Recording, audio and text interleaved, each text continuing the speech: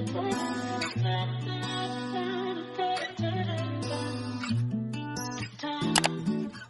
you guys, welcome to my channel. My name is Gentea.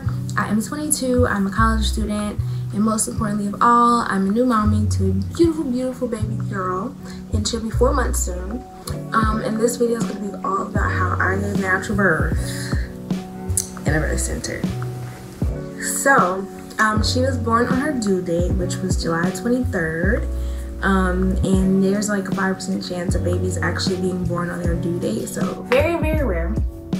And I went into, or I lost my mucus plug, and the mucus plug is basically like a stopper for your cervix, and it protects any bad bacteria from going inside of your uterus so that it doesn't harm the baby. So I lost my mucus plug on the night of July 21st, which is probably, in my head, what I can remember is around like 11 o'clock at night. So I went to bed that night perfectly fine, and I woke up at 6:30 the next morning because I really had to use the bathroom. When I went to the bathroom, I wiped and there was blood. So that's normal. That happens when you use your mucus plug. And after I woke up that morning and I wiped, I went back to bed. And my fiance actually had a orientation for a new job that same day. And his orientation was supposed to be at 8 in the morning. And he was supposed to be leaving by, I want to say like 7. So he asked me, he was like, "Are you sure you want me to leave? Are you sure you're okay?" Because I started feeling contractions after I used the bathroom that morning. And so I was like, "No, you can go, you can go." And he kept asking me, he's like, "Are you sure? Are you sure that you want me to leave? You sure you don't want me to stay with you?" So literally, like right before he was about to go, the contractions were starting to, they were painful, but they were like, I want to say they were like a 2. They were manageable. They weren't like killing me. So I told him, I was like, yeah, actually, just in case everything like gets bad or like I go into labor, which I didn't think it would happen that same day. I was like, yeah, you can just stay home with me. It's okay. So he stayed home with me that day. And luckily his job was super understanding, and they actually let him wait until the next week. But yeah, so what happened next? So all of that day practically, as the day progressed, the contractions started to get stronger and stronger. But for a majority of the day, I was pretty okay. The contractions really started to get to the point where they were starting to be unmanageable for me around 11 the night of the 22nd. So at that point, whenever I had a contraction, I had to get up and walk around and just breathe through it because some things was hurting. But I hadn't seen that yet, but I didn't know that. So we got in bed late that night, and I want to say it was around like 12 or 1 in the morning, and I literally like had to get on my knees on the side of the bed because I was hurting. And at this point, like I was just crying for a little bit. I was just like, these hurt. These really hurt, and I don't know if I can do this. So my fiance was like, "Are you sure that you don't want to go to the birth center?" Because they told me once my contractions were 5 minutes apart, and they were lasting for on average a minute is when I needed to call them.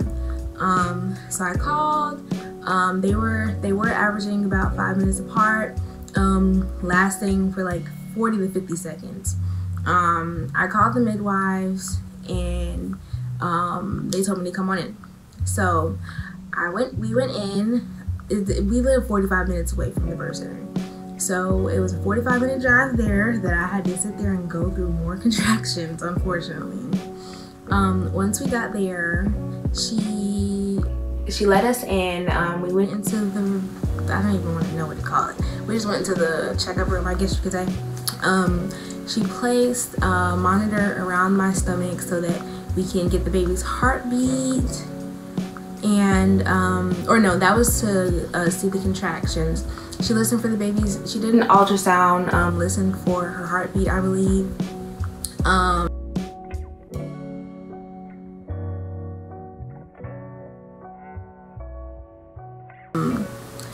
And after that, they checked my contractions for 30 minutes, I believe. And she did a cervical check just to see how much I was dilated after she had me hooked up to the contraction machine. And I was 6 centimeters dilated, which honestly on the way there I had thought that they were going to turn us around. I was like, we're going to go and I'm going to only be 1 to 2 centimeters, even though I'm in all this pain and I'm going to have to go back home. But when she told me, she's like, oh, you're about 6 centimeters. I was like, oh, like this is happening today. Like I'm gonna push out the baby today. I had been trying to mentally prepare. I read a few birth books, but I just did not know if I was going to be able to handle that pain. Afterwards she's like, all right, and I knew. So I was 6 centimeters. We were in active labor. My contractions, I was like, yo, okay. So yeah, we're really about to do this. And so she left out the room for a minute. I don't remember what she went to go do. But my fiance was like, so does that mean we're staying? Should I go get the bags?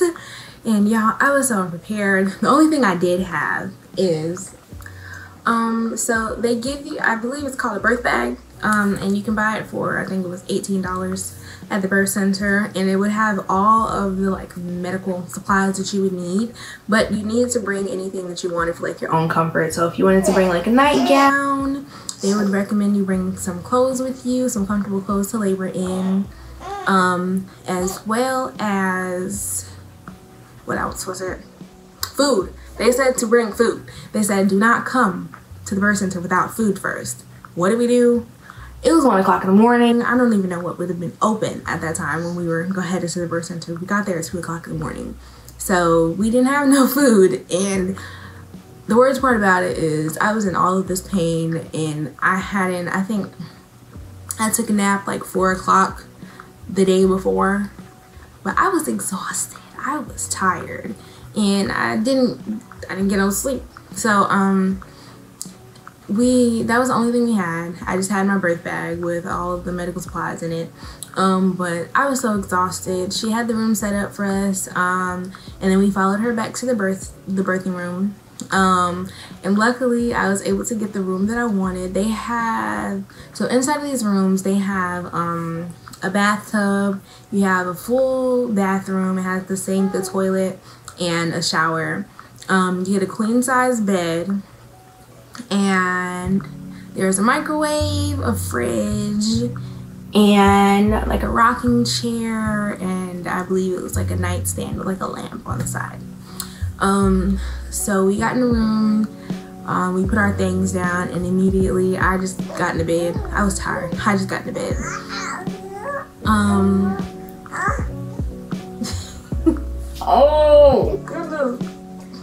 As I said, I just went and got directly in the bed. I was exhausted. So I'm not sure exactly the time frame like each of these next parts I'm about to tell you happened. All I know is they happened. The only times I remember seeing on the clock is I think I went to sleep right after we got into the room, and then around 6 o'clock that morning I woke up, and I think that was when they had a shift change. So the midwife who was there when we came in, she left, and there was a midwife, a CNA, and a midwife student who were on the next shift, took care of me. I just remember the whole entire time that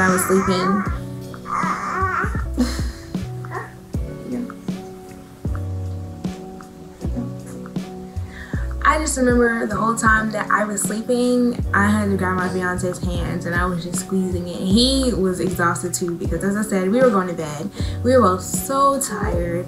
So they did the shift change, and they came in. I think they came and they checked me to see how dilated I was. And yeah, at 6 o'clock in the morning, I think I was only 7 centimeters. 7 centimeters. I had only dilated 1 more centimeter. So I attempted to go back to sleep. And over time, my contractions got worse, and they got bad. And the only thing that they offer to you for pain medicine, is, it's not even medicine, it's just a gas. And it just gives you the illusion that you're not in as much pain, but it doesn't really do anything. It's a placebo. Nitrous oxide, I believe it was. So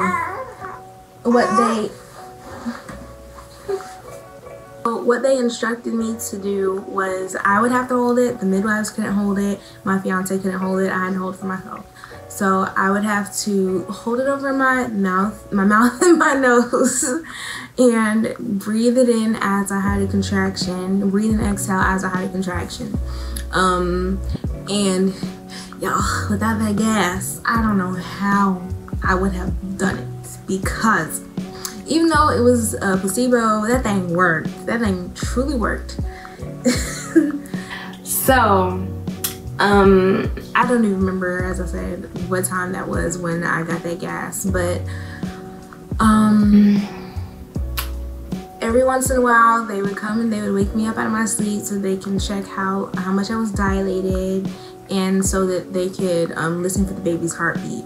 That was, as the contractions got more painful, that was the most irritating thing. I did not want nobody putting no fingers up in me because it hurt whenever they did. And I did not like, I just having to sit still for a contraction when all I wanted to do was like rock myself so that they could listen to the baby's heartbeat was so annoying. But yeah, so at one point they were like, all right, do you want to get up and do you want to go inside the tub to see how, you know, if that like relaxes you some.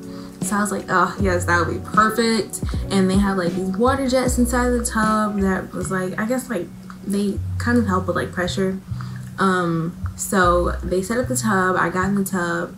I stayed in the tub for a little bit. I really don't know how long it was, but I want to say max it was probably like 20 minutes that I was in the tub. Because we were waiting for my water to break, and the whole time that I was in bed, of course, there wasn't really no signs that that was about to happen. So once I got in the tub, I was able to relax in the tub. It was nice and warm, and I was, at this point, I was screaming. And the midwife was like, if you have like the feeling that you need to push, she was like, do that. So at this point, I was yelling, I was screaming, and I was in so much pain, and I was absolutely exhausted. The whole entire time I was in giving birth, I was exhausted. It's such a tiring process. So suddenly, literally out of nowhere, all I know is it just felt like a big bubble just like burst like out of my vagina, and I saw like a gush of water inside of the water. And that's how I knew my water broke. I was like, oh my gosh, my water broke. In my head, I'm thinking, okay, that means this baby's gonna come out in a few minutes and she'll be here. No, that's not what that meant. So she checked me, and I was only 9 centimeters dilated after my water broke. 9 centimeters. We had 1 more centimeter to go.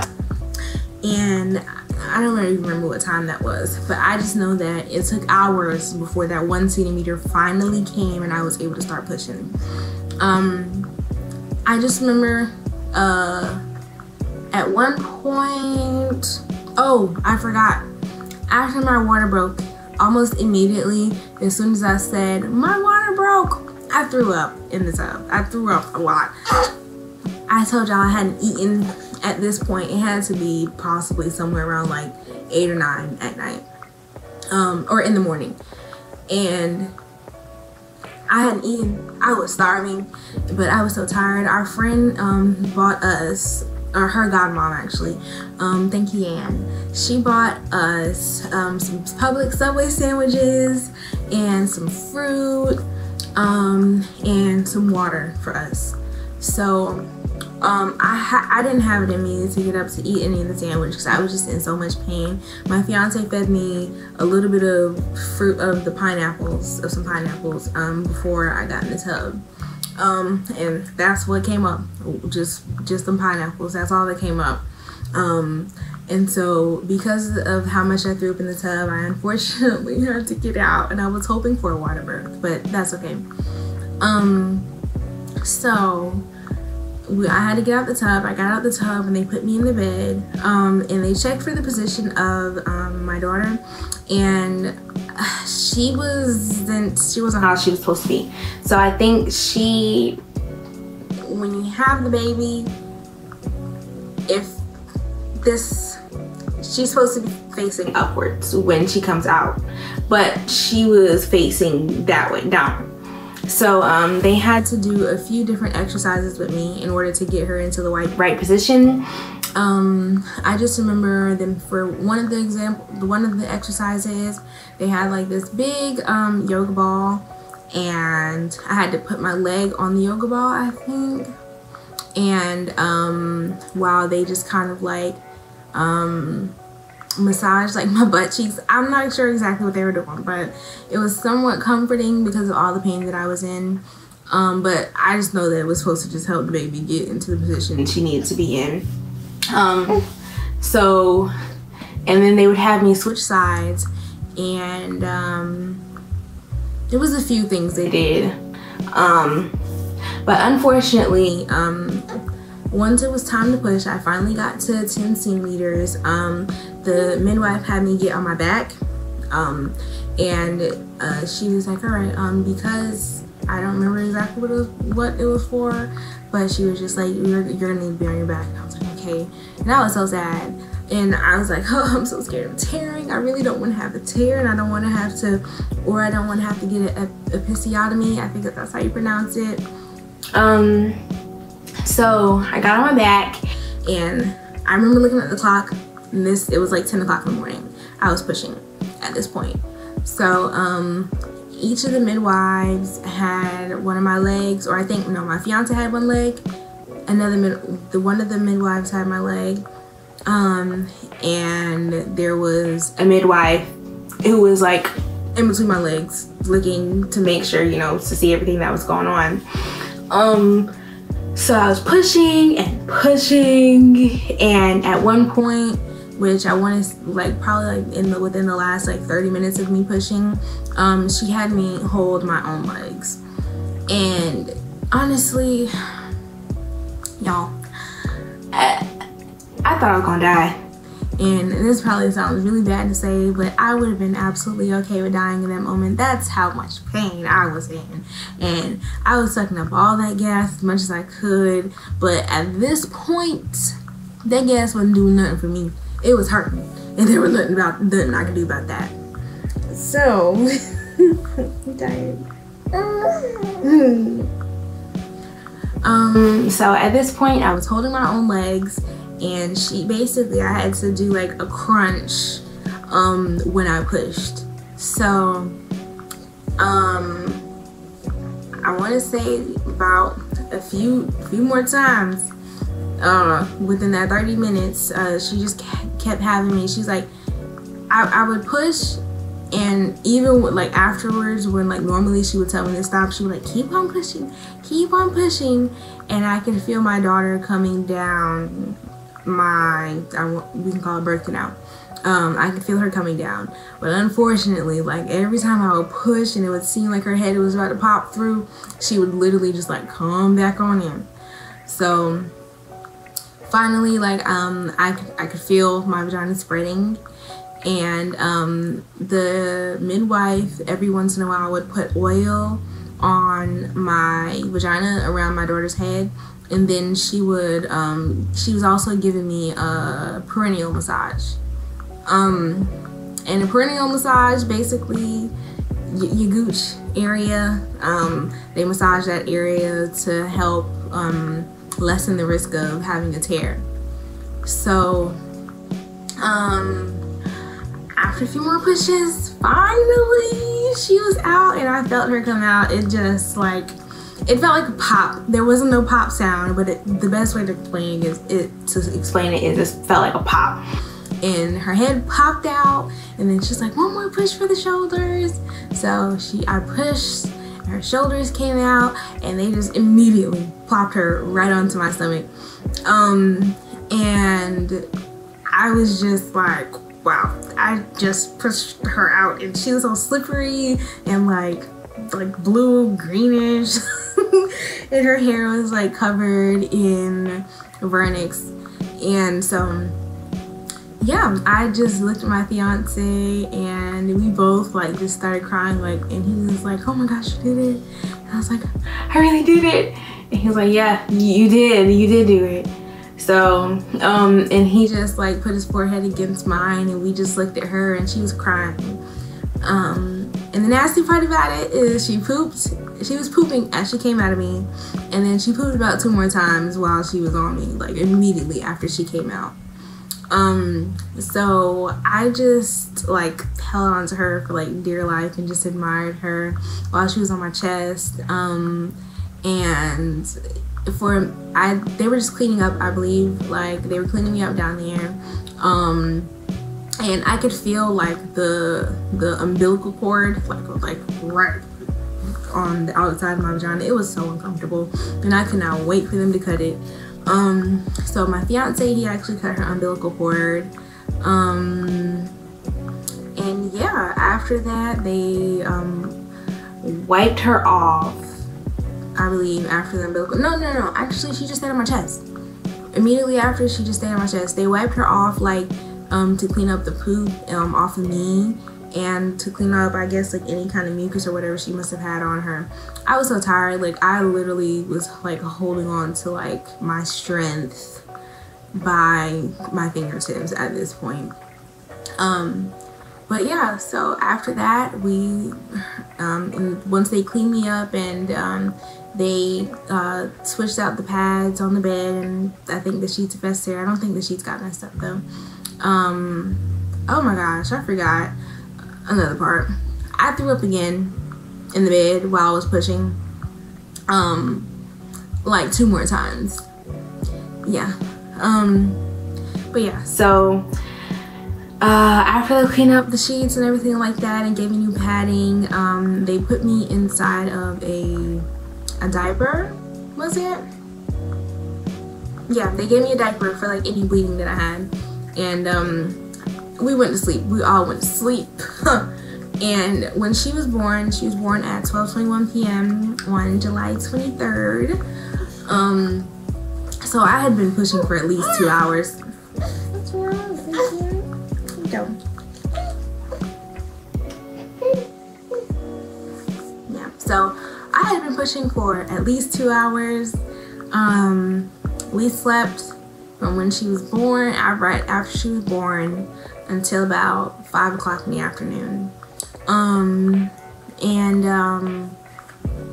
I remember, I don't remember if it was immediately after she was born that I tried to breastfeed her, or before we left. But at some point, they helped me to latch her onto my breast. And while we were there, she was latching pretty okay. It was kind of just a little bit painful for me. And yeah, everything was all good after that. We signed some legal documents to get like her social security card and her birth certificate. But honestly, as a Black woman, this was the best decision I could have ever made for myself, for my daughter. The midwives listened to any concerns that I did have, which I didn't have any. Like felt like I was in absolutely great hands, and I was. They took such great care of me. They tried to make sure I was as comfortable as possible. They gave me so many words of like affirmation. They encouraged me. They let me know that I was doing a good job. Like they were my birth experience was everything that I could have ever asked for. I was so afraid that I would have had to have an emergency C-section, or I would have had something happen where I couldn't give birth in the birth center and I would have had to go to the hospital. But fortunately, I didn't have to do that. But yeah, my birth was beautiful. I gave birth at the midwife group in Savannah. They are absolutely amazing. If you are a Black woman and you are afraid to give birth in a hospital, I highly recommend you going to them. They will give you the utmost care and listen to any concerns that you have. But yeah, so as I said, I'm almost 4 months postpartum now. And if y'all want to hear about that, let me know in the comments below if you want to hear about the 3rd trimester or the 4th trimester. But yeah, and right now, if you guys want to hear about my breastfeeding story and journey, I've pumped to feed her, which is called exclusively pumping. She still gets breast milk, but unfortunately she wasn't able to latch properly. Whenever she would latch on my breast, like it would be okay at first, but then eventually it would be painful and feel like, the best way to explain it is like rug burn on my nipples. That's what it would feel like. And yes, I went to a lactation consultant, had her checked for tongue ties, but I just decided not to do it. I don't think I put as much effort as I should have into trying to get her to latch. Every once in a while I try to get her to latch, but I just have gotten in such a routine of having to pump breast milk for her that's just what I do more often than not. But yeah, if you guys have any questions about labor and delivery, you can ask them below and I will do my best to answer them. And if you guys want, I don't know what I would talk about in the video about pregnancy, I guess letting you know what it was like. But if you guys want to know about like how my pregnancy went or anything like that, also let me know below and I'll make a video on that. Thank you guys so much for watching. I greatly appreciate it. Bye.